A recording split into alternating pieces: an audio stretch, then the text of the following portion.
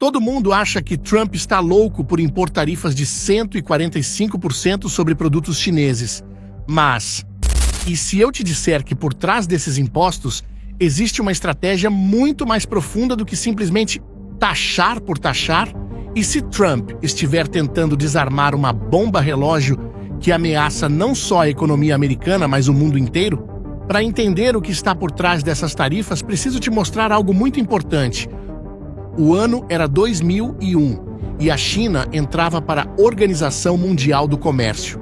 Naquela época, o governo chinês fez uma grande promessa: abrir seu mercado interno de bilhões de consumidores para o mundo todo e jogar limpo nas relações comerciais. Parecia um grande negócio, certo? Só que a promessa nunca foi cumprida. Assim que a China foi aceita na OMC, começou a montar um esquema que poucos perceberam.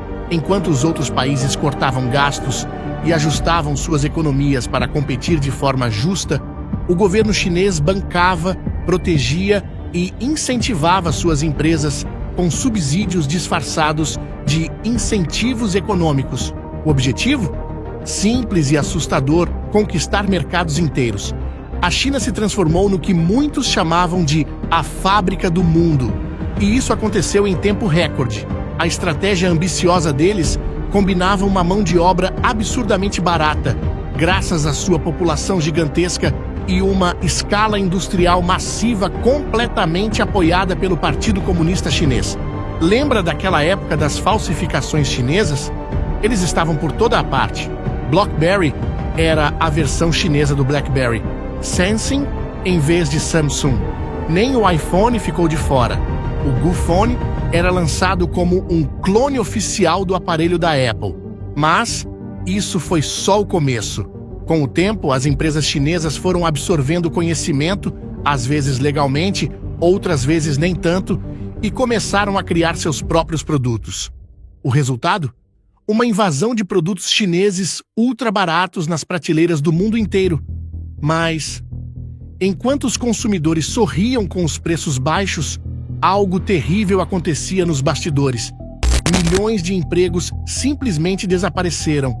Para se ter uma ideia, só nos Estados Unidos mais de 2 milhões de empregos industriais evaporaram entre 1999 e 2011. No Brasil, a indústria têxtil foi devastada. E não foi diferente em muitos outros países. Agora vamos avançar para os dias atuais, quando Trump decidiu tarifar o mundo inteiro.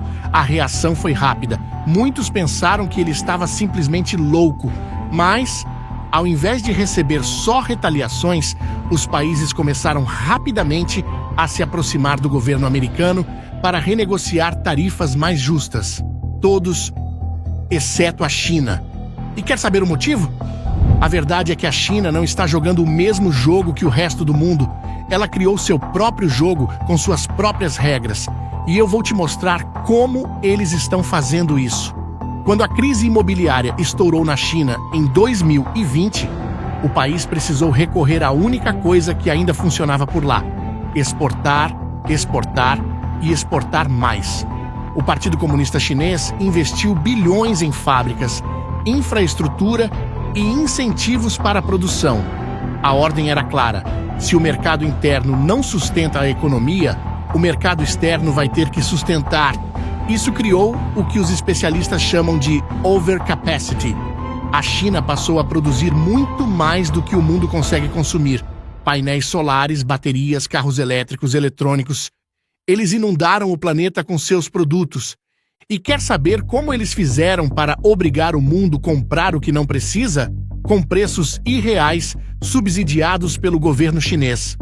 Pare para pensar um pouco. Quantas vezes você já comprou alguma coisa vinda da China só porque era baratinho? Talvez você nem precisava daquele produto, ou ele nem era tão bom assim. Mas você aproveitou para comprar porque o preço estava atraente. Agora imagine isso em uma escala global. Consegue ter uma ideia da magnitude desse problema? E o mais impressionante é que isso é só a ponta do iceberg. A China não só inunda o mercado com produtos baratos, como também desenvolveu métodos incrivelmente sofisticados para driblar qualquer tentativa de controle. Vamos pegar o exemplo do mel. Sim, mel de abelha mesmo. Lá em 2001, os Estados Unidos já estavam percebendo os impactos da China em sua economia e resolveram impor tarifas mais altas sobre o mel chinês para proteger seus produtores locais. Parecia uma medida eficaz, certo? Errado. A China deu o seu jeitinho e simplesmente começou a enviar seu mel para países como Vietnã e Índia. Lá, o produto passava por um processamento mínimo. Às vezes, só trocavam a embalagem e pronto.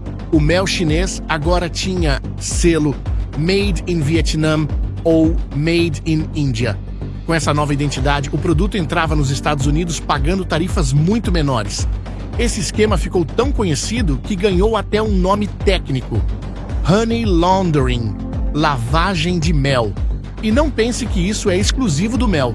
A China utiliza essa mesma estratégia, chamada de transbordo ou transshipment, com praticamente todos os tipos de produtos.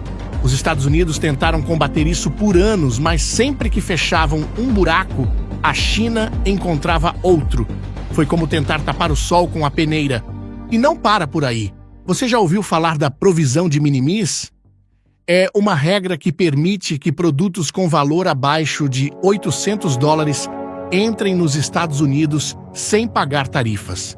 Foi criada para turistas que trazem lembranças de viagem.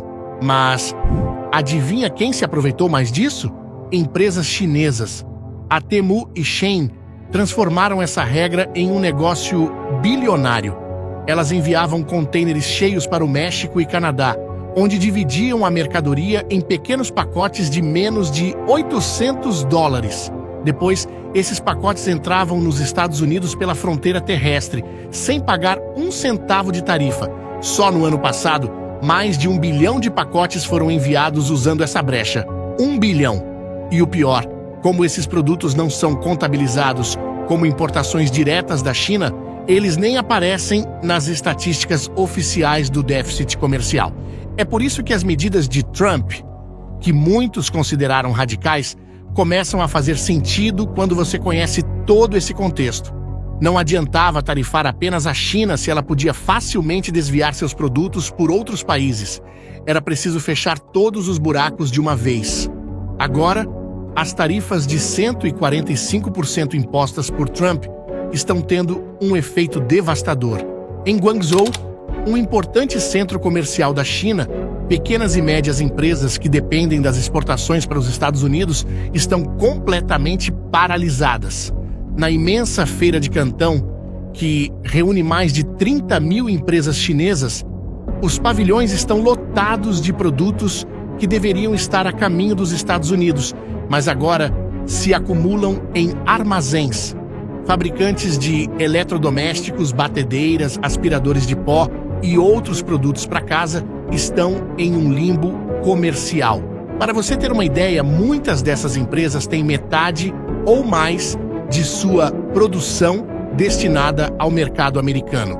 Com as tarifas, o preço final desses produtos nos Estados Unidos seria tão alto que simplesmente não teriam como competir. O resultado? Produção interrompida e mercadorias encaixotadas. Em Nanjing, uma fábrica da Volkswagen fechou depois de 16 anos de operação, deixando centenas de trabalhadores sem emprego, muitos sem receber seus salários. Na província de Guangdong, um importante polo de manufatura de roupas, sapatos e bolsas, onde são produzidos muitos dos itens vendidos por lojas online como Shein e Temu, os operários estão trabalhando cada vez menos. O que antes era um trabalho de 14 horas por dia com bom pagamento, agora mal dá para cobrir as necessidades básicas. O governo chinês prometeu enfrentar a guerra comercial até o fim. Mas a realidade nas fábricas e nas ruas mostra uma história diferente. Muitas empresas estão desesperadamente tentando encontrar novos mercados Europa, Arábia Saudita, até mesmo a Rússia. Só que substituir um mercado que compra mais de 400 bilhões de dólares em produtos anualmente não é tarefa fácil.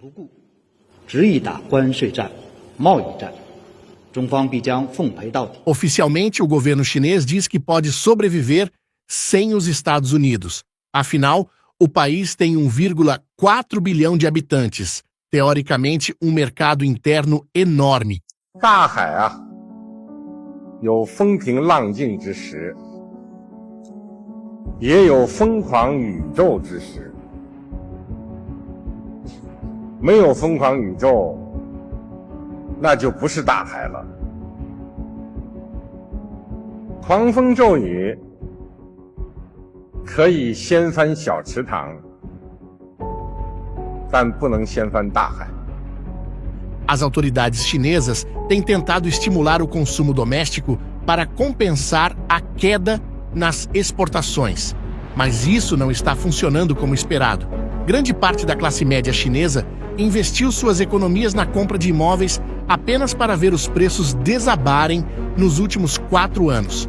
Agora, em vez de consumir, eles preferem economizar.